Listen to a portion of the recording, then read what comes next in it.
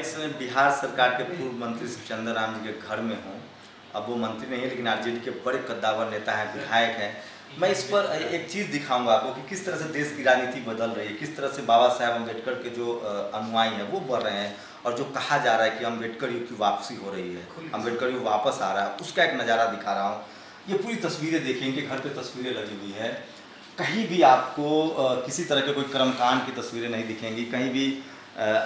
लगातार देश के तमाम बड़े नेता, मेरे कैमरामैन आपको दिखाएंगे, शहीद उधम सिंह, आप सब लोग जानते होंगे जलियांवाला बाग कांड जो हुआ था, उसमें जो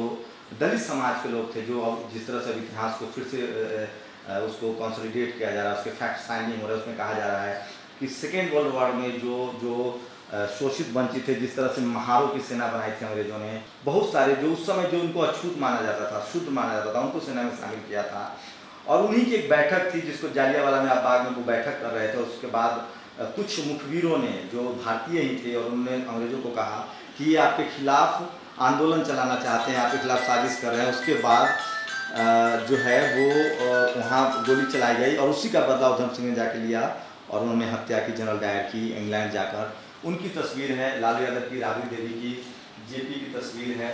और लगातार वो तमाम लोग हैं, कुछ लोग का मैं नाम भी हो सकता है मुझे याद ना आए, और सोशल जस्टिस के वो तमाम बड़े नेता वो खुद बताएंगे। चौधरी चरण सिंह और कर्पूरी ठाकुर की तस्वीर है, माफ कीजिए कर्पूरी ठाकुर का चेहरा मैं भूल गया था। और उसके बाद तमाम जो उनके मंत्रिमंडल के दौरान काम है,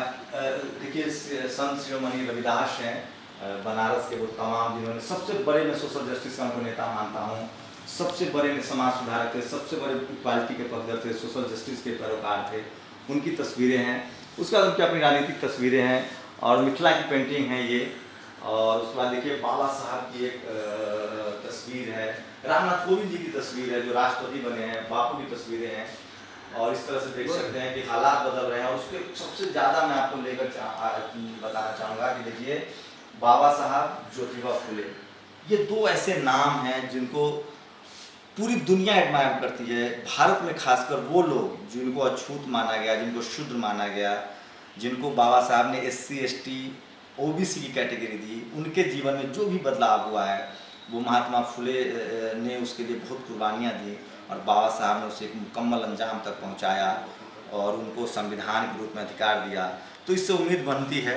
कि राजनीति में सिर्फ कर्मकांड ही हावी नहीं है,